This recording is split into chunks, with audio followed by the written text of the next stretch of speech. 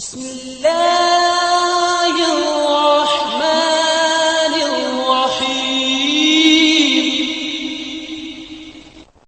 اعوذ باللہ من الشیطان الرجیم، بسم اللہ الرحمن الرحیم۔ السلام علیکم۔ آج آپ کا میزبان ڈاکٹر کاشف بشیر تفہیم القرآن سیریز کی قسط نمبر 294 کے ساتھ آپ کے سامنے حاضر خدمت ہے، جس میں ہم انشاءاللہ العزیز سورۃ المومنون کی آیت نمبر 78 سے لے کر 92 تک کا ترجمہ اور تفسیر آپ کے سامنے پیش کرنے کی کوشش کریں گے۔ اللہ تعالیٰ سے دعا ہے کہ اللہ تعالیٰ اپنی خاص رحمت سے، اپنی خاص کرم سے ہمیں اس توفیق سے بخشے کہ ہم پوری طرح سے دار اسلام میں داخل ہو جائیں اور سیدھے رستے پہ چلنے والے بن جائیں۔ بسم اللہ الرحمن الرحیم۔ وَهُوَ الَّذِي أَنشَأَ لَكُمُ السَّمْعَ وَالْأَبْصَارَ وَالْأَفْئِدَةَ قَلِيلًا مَا تَشْكُرُونَ۔ ترجمہ، وہ اللہ ہی تو ہے جس نے تمہیں سننے اور دیکھنے کی قوتیں دیں اور سوچنے کو دل دیے، مگر تم لوگ کم ہی شکر گزار ہوتے ہو۔ تفسیر میں مطلب یہ ہے کہ بد نصیبو، یہ آنکھ، کان اور دل و دماغ تم کو کیا اس لیے دیے گئے تھے کہ تم ان سے بس وہ کام لو جو حیوانات لیتے ہیں؟ کیا ان کا صرف یہی مصرف ہے کہ تم جانوروں کی طرح جسم اور نفس کے مطالبات پورے کرنے کے ذرائع ہی تلاش کرتے رہو اور ہر وقت اپنا معیار زندگی بلند کرنے کی تدبیریں ہی سوچتے رہا کرو؟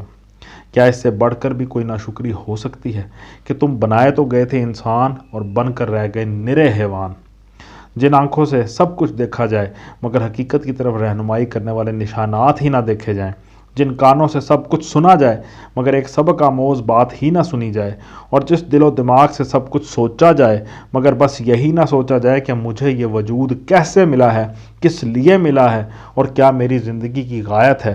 حیف ہے اگر وہ پھر ایک بیل کے بجائے ایک انسان کے ڈھانچے میں ہوں۔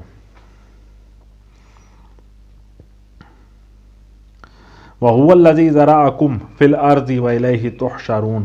ترجمہ، وہی ہے جس نے تمہیں زمین میں پھیلایا اور اسی کی طرف تم سمیٹے جاؤ گے۔ وَهُوَ الَّذِي يُحْيِي وَيُمِيتُ وَلَهُ اخْتِلَافُ اللَّيْلِ وَالنَّهَارِ أَفَلَا تَعْقِلُونَ۔ ترجمہ، وہی زندگی بخشتا ہے اور وہی موت دیتا ہے، گردش لیل و نہار اسی کے قبضہ قدرت میں ہے، کیا تمہاری سمجھ میں یہ بات نہیں آتی؟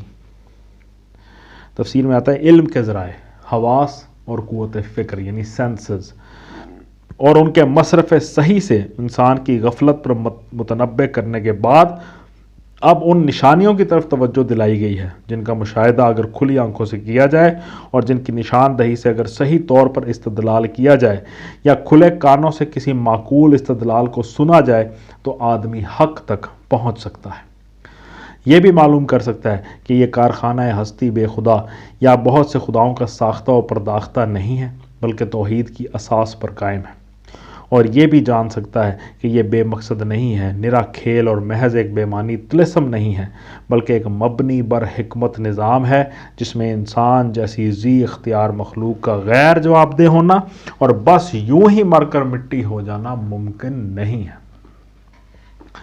آیت کے آخر میں سوال ہے، کیا تمہاری سمجھ میں یہ بات نہیں آتی؟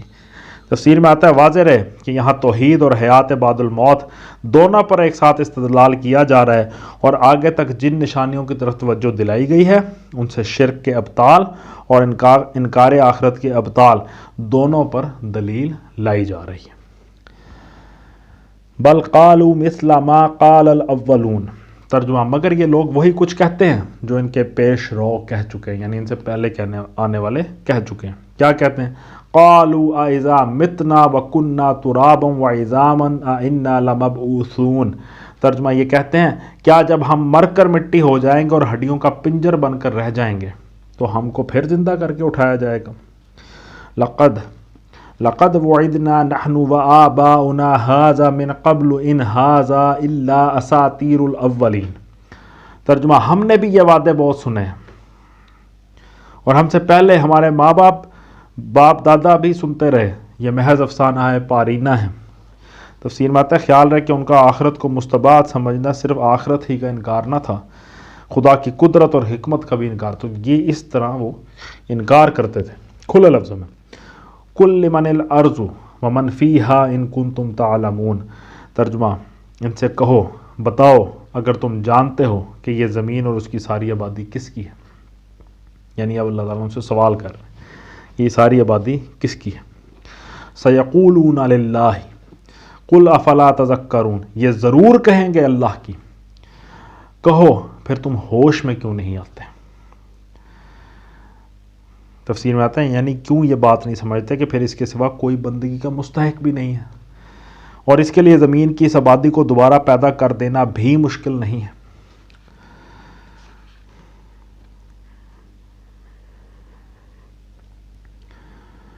قل من رب السماوات السبع ورب العرش العظیم، ترجمہ ان سے پوچھو ساتوں آسمانوں اور عرش عظیم کا مالک کون ہے. سیقولون للہ قل افلا تتقون، یہ ضرور کہیں گے اللہ، پھر تم ڈرتے کیوں نہیں ہو. تفسیر میں آتا ہے اصل میں لفظ للہ استعمال ہوا ہے، یعنی یہ سب چیزیں بھی اللہ کی ہیں. ہم نے ترجمہ محض اردو زبان کے حسن کلام کی خاطر وہ اسلوب اختیار کیا ہے. آخر میں آیا پھر سوال ہے تم ڈرتے کیوں نہیں ہو. تفسیر میں آتا ہے یعنی پھر کیوں تمہیں اس سے بغاوت کرنے اور اس کے سوا دوسروں کی بندگی کرتے ہوئے ڈر نہیں لگتا، اور کیوں تم کو یہ خوف لاحق نہیں ہوتا کہ آسمان و زمین کے فرمانروا نے اگر کبھی ہم سے حساب لیا تو ہم کیا جواب دیں گے. قل من بیدہ ملکوت کل شیء وہو یجیر ولا یجار علیہ ان کنتم تعلمون. ترجمہ ان سے کہو بتاؤ اگر تم جانتے ہو کہ ہر چیز پر اقتدار کس کا ہے اور کون ہے جو پناہ دیتا ہے اور اس کے مقابلے میں کوئی پناہ نہیں دے سکتا. ہر چیز پر اقتدار کس کا ہے. تفسیر میں آتا ہے اصل میں لفظ ملکوت استعمال ہوا جس میں ملک یعنی بادشاہی، ملک یعنی مالکیت دونوں مفہوم شامل ہیں، اور اس کے ساتھ یہ انتہائی مبالغے کا صیغہ ہے. اس تفصیل کے لحاظ سے آیت کے پیش کردہ سوال کا پورا مطلب یہ ہے کہ ہر چیز پر کامل اقتدار، مکمل اقتدار کس کا ہے اور ہر چیز پر پورے مالکانہ اختیارات کس کو حاصل ہیں. سیقولون للہ قل فانا تسحرون. ترجمہ یہ ضرور کہیں گے کہ یہ بات تو اللہ ہی کے لیے ہے، کہو پھر کہاں سے تم کو دھوکہ لگتا ہے. اب یہ پھر سوال کیا گیا، ہر دفعہ سوال مختلف ہے.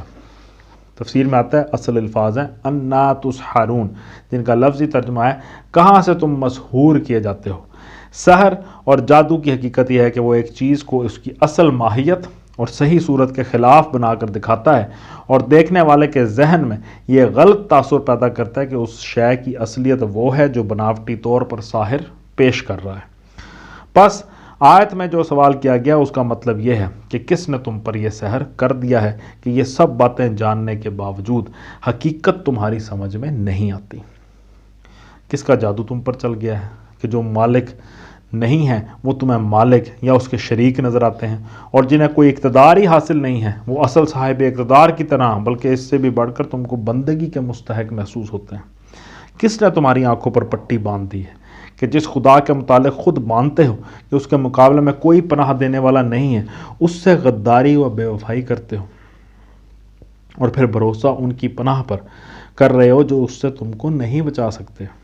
کس نے تم کو اس دھوکے میں ڈال دیا ہے کہ جو ہر چیز کا مالک ہے وہ تم سے کبھی نہ پوچھے گا کہ تم نے میری چیزوں کو کس طرح استعمال کیا، اور جو ساری کائنات کا بادشاہ ہے وہ کبھی تم سے اس کی بات پرس نہ کرے گا کہ میری بادشاہی میں تم اپنی بادشاہیاں چلانے یا دوسروں کی بادشاہیاں ماننے کے کیسے مجاز ہو گئے. سوال کی یہ نوعیت اور زیادہ معنی خیز ہو جاتی ہے جب یہ بات پیش نظر رہے کہ قریش کے لوگ نبی صلی اللہ علیہ وآلہ وسلم پر سحر کا الزام بھی رکھتے تھے. اس طرح گویا سوال کے انہی الفاظ میں یہ مضمون بھی ادا ہو گیا کہ بے وقوفو، جو شخص تمہیں اصل حقیقت یعنی وہ حقیقت جسے تمہارے اپنے اعترافات کے مطابق حقیقت ہونا چاہیے بتاتا ہے، وہ تو تم کو نظر آتا ہے جادوگر. اور جو لوگ تمہیں رات دن حقیقت کے خلاف باتیں باور کراتے رہتے ہیں، حتیٰ کہ جنہوں نے تم کو صریح عقل اور منطق کے خلاف، تجربے اور مشاہدے کے خلاف، تمہاری اپنی اعتراف کردہ صداقتوں کے خلاف سراسر جھوٹی اور بے اصل باتوں کا معتقد بنا دیا ہے، ان کے بارے میں کبھی تمہیں یہ شبہ نہیں ہوتا کہ اصل جادوگر تو وہ ہیں.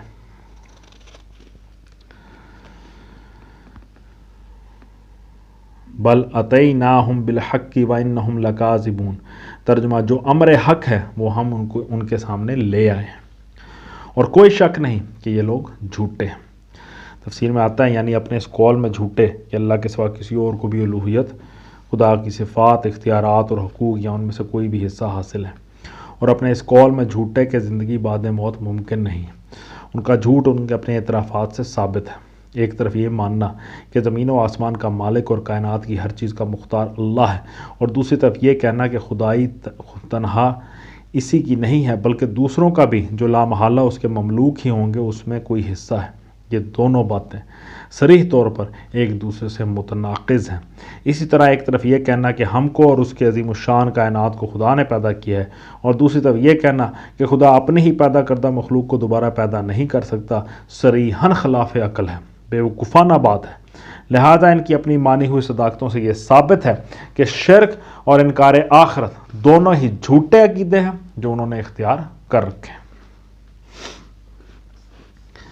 مَتَّخَذَ اللَّهُ مِن وَلَدٍ وَمَا كَانَ مَعَهُ مِنْ إِلَٰهٍ إِذًا لَذَهَبَ كُلُّ إِلَٰهٍ بِمَا خَلَقَ وَلَعَلَا بَعْضُهُمْ عَلَىٰ بَعْضٍ سُبْحَانَ اللَّهِ عَمَّا يَصِفُونَ۔ ترجمہ: اللہ نے کسی کو اپنی اولاد نہیں بنایا ہے، اور کوئی دوسرا خدا اس کے ساتھ نہیں ہے۔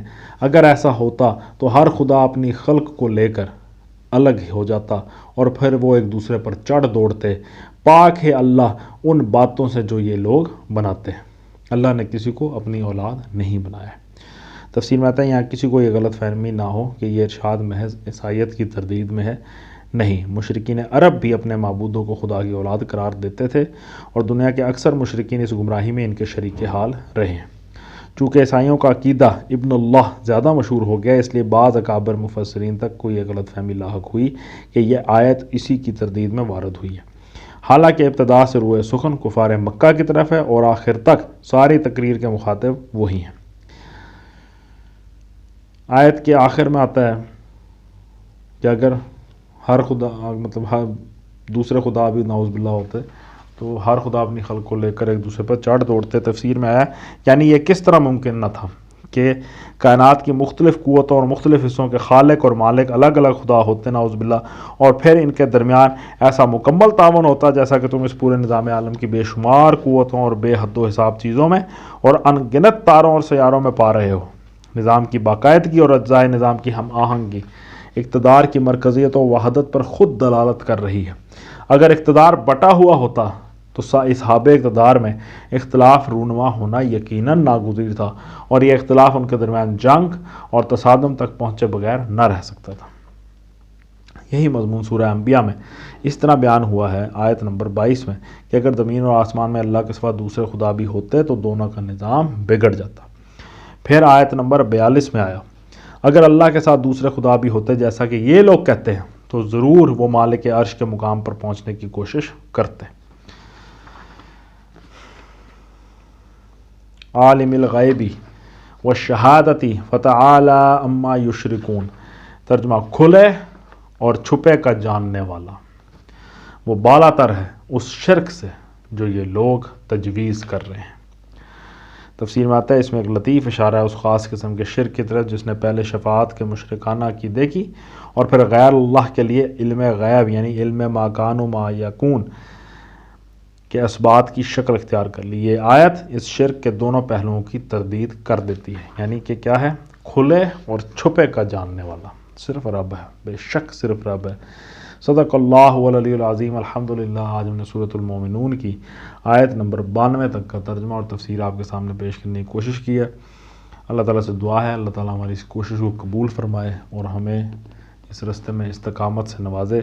اسی دعا کے ساتھ آپ سے اجازت چاہیں گے، اپنا بہت خیال رکھیں۔ آپ لوگوں کا بہت بہت شکریہ۔ اللہ حافظ۔